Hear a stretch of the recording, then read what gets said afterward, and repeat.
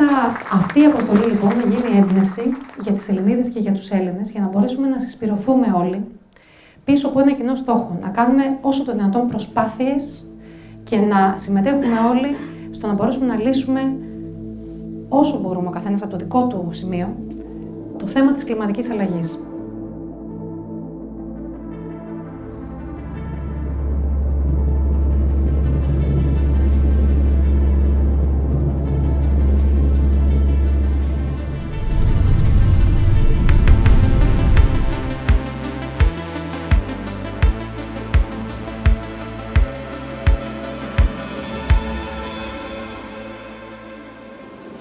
So welcome. It's a very nice day outside. It's not too windy, but the runway is very, very slippery. So do take care, especially if you're in your climbing boots. Wow. Δεν είναι πολύ κρύα, γι' αυτό έβγαλα τα σκουφιά.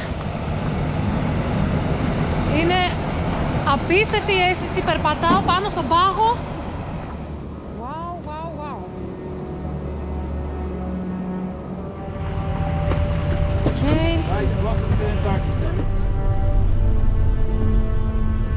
Okay, if you'd all like to follow me. So the most important thing to know about the camp is the boundaries of it. You'll see there are red flags around the area, and that means that the area inside the red flags is safe, but outside it, it's not safe.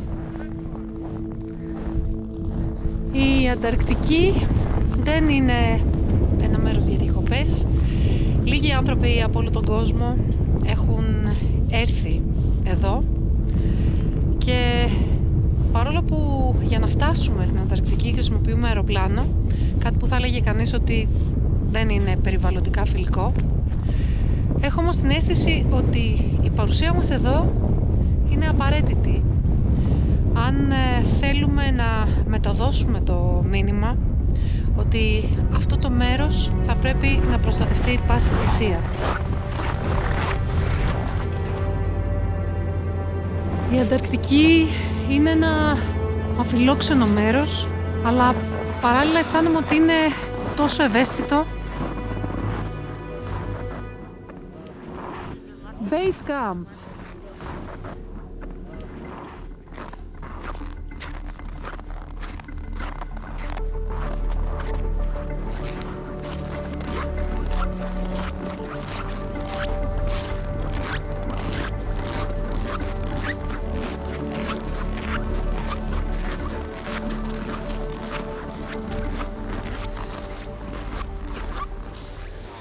Ξυπνήσαμε.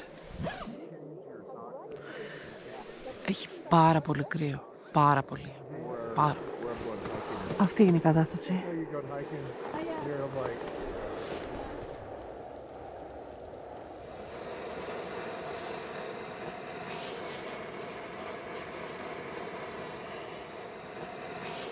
Ο πρώτος μας στόχος είναι να ανέβουμε. Εγώ θα το κάνω, αλλά μαζί μου θα έχω και τη σκέψη, θέλω να πιστεύω όλων σας. Θα την έχω ή έτσι απλά τα σκέφτομαι? Εντάξει, πείτε το καλέ. Άρα η πρώτη στάση είναι το Βίνσον. Το όρος Βίνσον είναι το υψηλότερο βουνό της Ανταρκτικής, στα 4.892 μέτρα.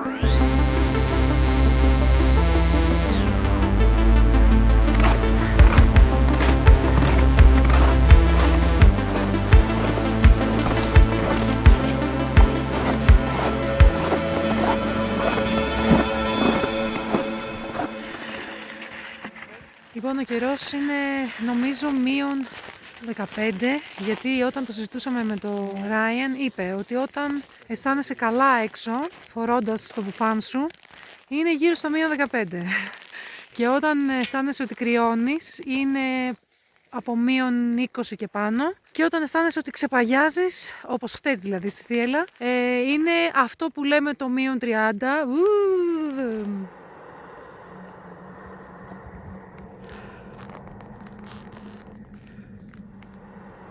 Through the next 3 days. There are no warnings. How copy? Yeah. Yeah, looks good. Sounds good. Looks good, sounds good.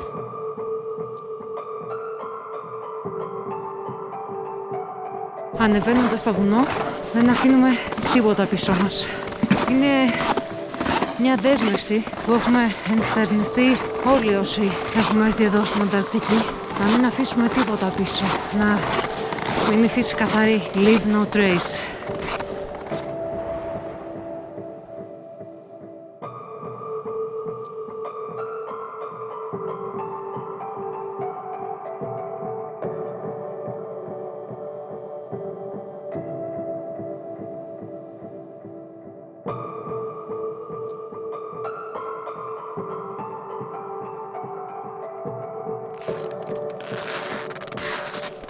Μικρό κάμπ, αλλά θαυματουργό. Και απέναντι, πολύ ωραία θέα. Ξεκινάμε λοιπόν σε λίγη ώρα. Και ας ελπίσουμε σήμερα, 16 Δεκεμβρίου, ότι θα είναι η μέρα που θα κάνω την 7η κορυφή.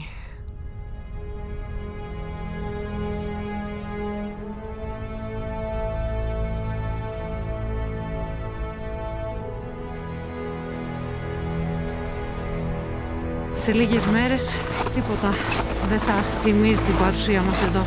Εκτός ίσως από το πολύ δυνατό κάστρο που έφτιαξα. Αλλά γι' αυτό σιγά σιγά θα σταματήσει να υπάρχει και θα μείνει η φύση αμόλυντη και ωραία.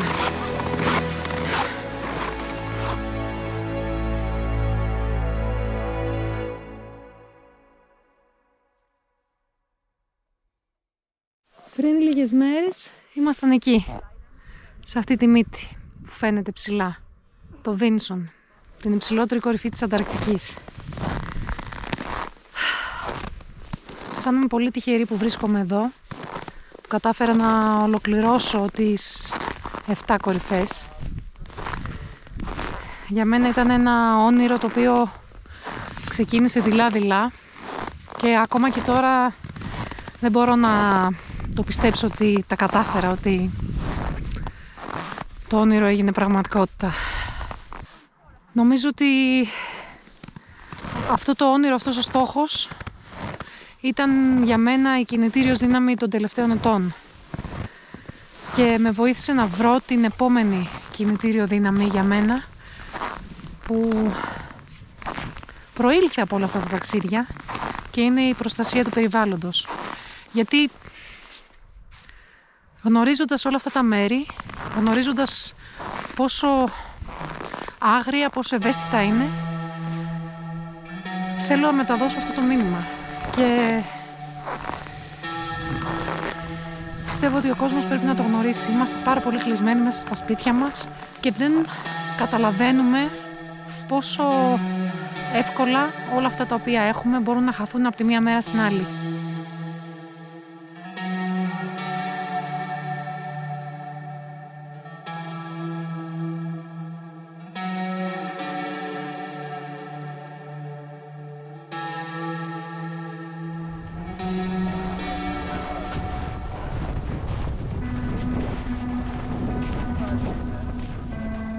So, while you've been working here, did you notice any signs of climate change?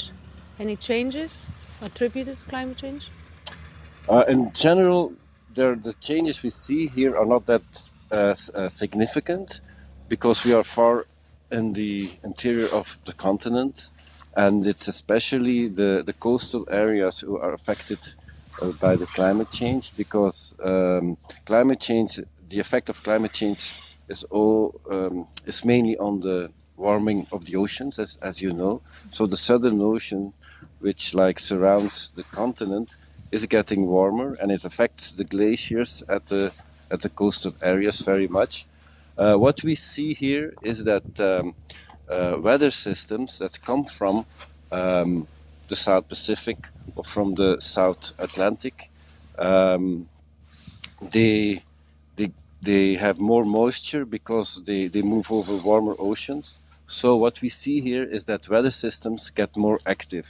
So this used to be called a desert because the precipitation amount was very limited here. It used to be very limited, but now what we get is more systems that bring more precipitation, because it can help the clouds and the air masses that come over here from the South Atlantic or from the South Pacific contain more moisture, more precipitation, and that's one of the effects we get here, which is like noticeable changing over the last, let's say, 10-15 years.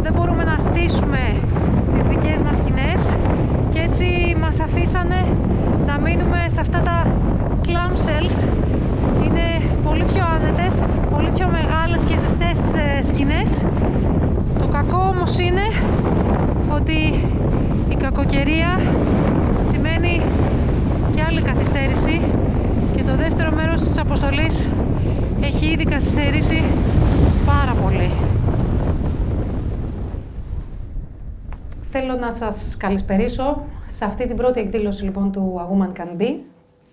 Οι άνθρωποι οι οποίοι γνωρίζουν τι ακριβώς είναι αυτό το οποίο αντιμετωπίζουμε, είναι οι άνθρωποι οι οποίοι μπορούν να κινητοποιηθούν ακόμα περισσότερο. Όχι για να αποφύγουμε ουσιαστικά ένα ζωφερό μέλλον, αλλά για να φωτίσουμε το παρόν, το σήμερα.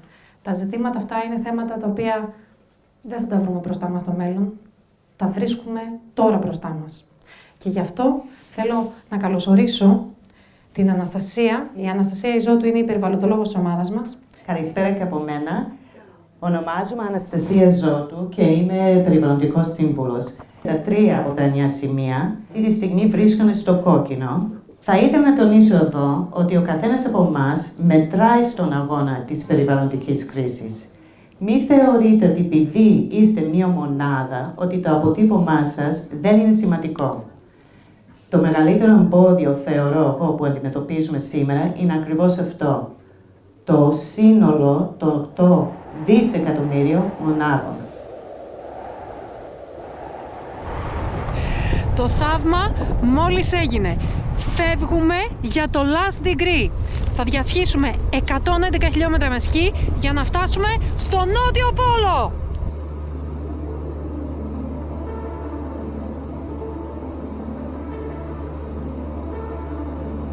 Μόλις κατεβήκαμε στο last degree, είμαστε μόνοι μας εδώ.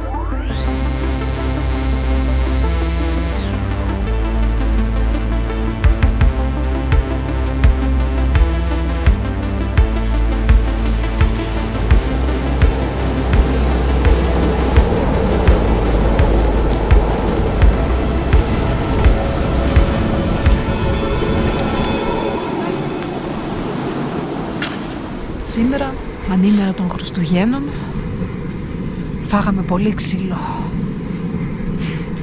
Είχε έναν αέρα ο οποίος, έτσι όπως πηγαίναμε προς τον νότο, ερχόταν από τη δεξιά πλευρά.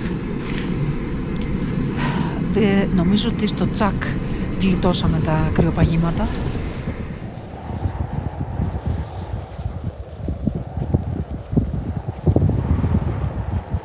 Σήμερα είναι μια πολύ καλή μέρα.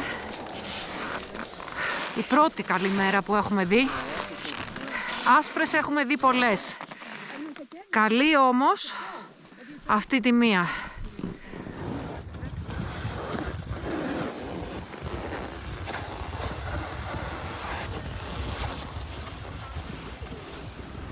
Αυτό είναι το μόνο πράγμα που μπορεί κανείς να δει.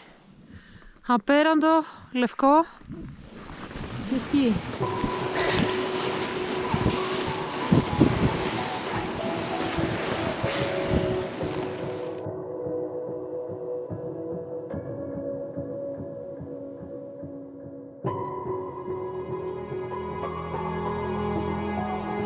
Η μεγάλη ώρα έχει φτάσει. Πού είμαστε? Στο νότιο πόλο. Το σήμα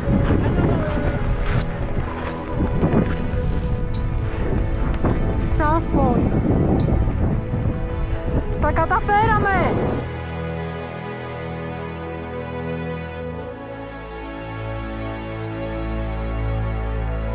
Μπορούμε να βοηθήσουμε όσο παραπάνω κόσμο γίνεται να αποκτήσει μία προσωπική σχέση και σύνδεση με τη φύση, ακριβώς γιατί μόνο μέσω από αυτής ενδεχομένως να θυμηθούμε ότι εμείς είμαστε μέρος της φύσης και ως το ανάποδο. Μέρος της Ευρωπαϊκής Πράσινης Συμφωνίας είναι και αυτό το οποίο ήδη ανέφερε και η Βανέσα στην αρχή, αλλά και εγώ όταν ξεκίνησα, είναι το Ευρωπαϊκό Σύμφωνο για το Κλίμα. Το οποίο τι λέει? Ότι στην ουσία εμείς όντως είμαστε και συνένοχοι και πρέπει να συμμετέχουμε. Άρα και να υπάρχει τρόπος να συμβάλλουμε σε αλλαγές και να συμμετάσχουμε στη διαδικασία λήψης των αποφάσεων και τελικά να πιέσουμε, αν χρειαστεί, ότι πρέπει να προχωρήσουμε πολύ γρήγορα, γιατί έχουμε περάσει ήδη στην επόμενη μέρα. Σαν ανθρωπότητα διοχετεύουμε 162 εκατομμύρια τόνους μόλυνσης στον πλανήτη μας κάθε μέρα, κάθε 24 ώρες. Σαν να είναι ένας ανοιχτός υπόνομος. Οι έρευνες που γίνονται εδώ είναι πολύτιμες σε όλους τους τομείς και η Ανταρκτική είναι μία ήπειρος που δεν ανήκει σε κανέναν και ανήκει σε όλους μας. Νομίζω ότι αυτό είναι ένας πολύ καλός παραλληλισμός και για το θέμα της γης, του πλανήτη μας. Γιατί μπορεί να μιλάμε για κράτη, μπορεί να μιλάμε για έθνη, μπορεί να μιλάμε για διαφορές, αλλά τελικά η γη ανήκει σε όλους μας, ο πλανήτης ανήκει σε όλους μας και θα πρέπει να τον φροντίζουμε. Εάν όλοι στον πλανήτη καταναλώναμε όσο ο μέσος Ευρωπαίος, θα χρειαζόμασταν σχεδόν 3 πλανήτες γη. 2,8 για την ακρίβεια, λένε οι αριθμοί. Και αν καταναλώναμε όπως ο μέσος Αμερικανός, θα χρειαζόμασταν περίπου 5 πλανήτες γη. Οπότε κάπου ανάμεσα στο εργάζομαι για να βγάλω αρκετά χρήματα και να μετακινηθώ και να ψυχαγωγηθώ και να είναι η ζωή μου καλύτερη, κάπου εκεί ανάμεσα τελικά έχουμε βρεθεί να ζούμε με έναν τρόπο που δεν είναι καθόλου βιώσιμος. Μια παγκόσμια στροφή σε μια μικρότερη εβδομάδα εργασίας δείχνουν οι έρευνες ότι θα μπορούσε να μειώσει μέχρι και κατά το ίμιση το προσωπικό μας αποτύπωμα σε διοξείδιο του άνθρακα.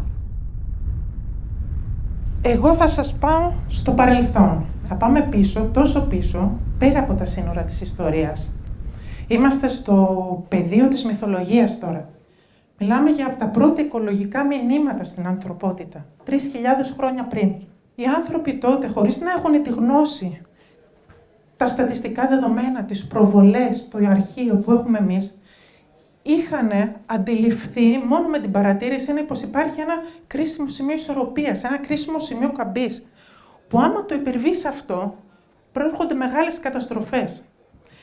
Κάποιοι έχουν πει πως η φύση τιμωρεί. Η φύση δεν τιμωρεί. Η φύση αντιδρά σε πράγματα που κάνουμε εμείς, σε παρεμβάσεις. So is it normal to have such a hot weather here in Antarctica? Yeah, in this season, this weather is pretty normal. Yeah. Of course, we have good days and bad days, and this season in particular hasn't been very good. So we are lucky enough to have a nice day. Okay. This season we have had quite a lot of snowfall and precipitation and humidity, moisture, which is not normal. Last year, during the summer, there was the warmest temperature ever recorded in Antarctica. Yeah, I think it's 9 February, like 21 degrees. Yeah, in an Argentinian base.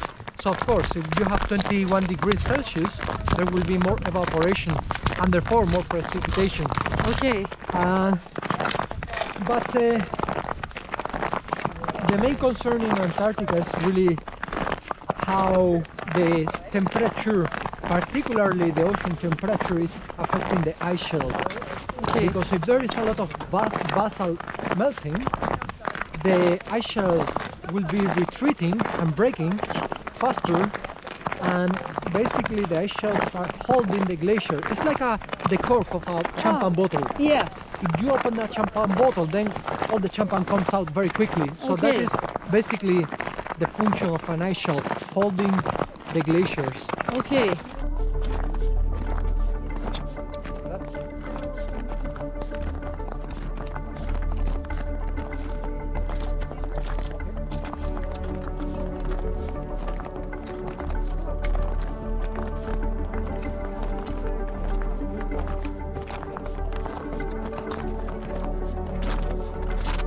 Θέλω μόνο να καλέσω όλη την ομάδα του Women Can Be εδώ πάνω και επίσης την ομάδα της I4U.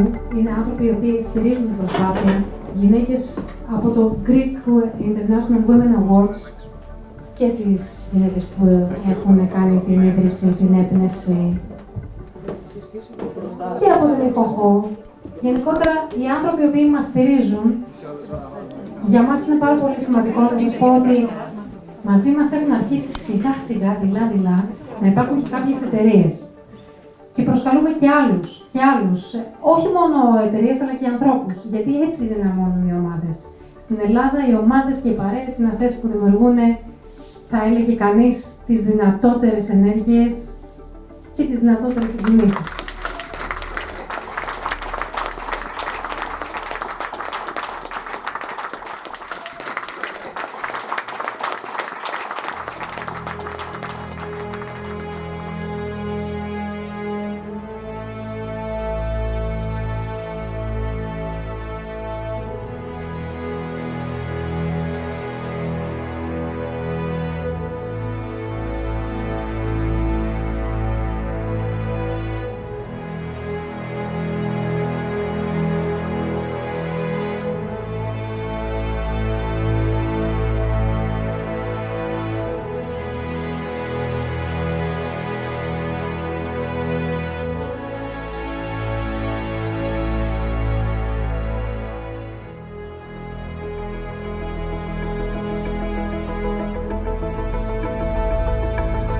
Πιστεύω ότι οι εικόνες που φέρνουμε πίσω, όλοι όσοι ερχόμαστε εδώ, στις πατρίδες μας, έχουν τη δύναμη να ευαισθητοποιήσουν τους ανθρώπους, να τους κάνουν να γνωρίσουν αυτή την μακρινή Ήπειρο και να τους ευαισθητοποιήσουν να ενδιαφερθούν βασικά και να καταλάβουν ότι το μέρος αυτό μπορεί να μην ανήκει σε κανέναν, αλλά ανήκει σε όλους μας. Και το να το προστατεύσουμε τελικά ίσως είναι κομμάτι της δικής μας επιβίωσης.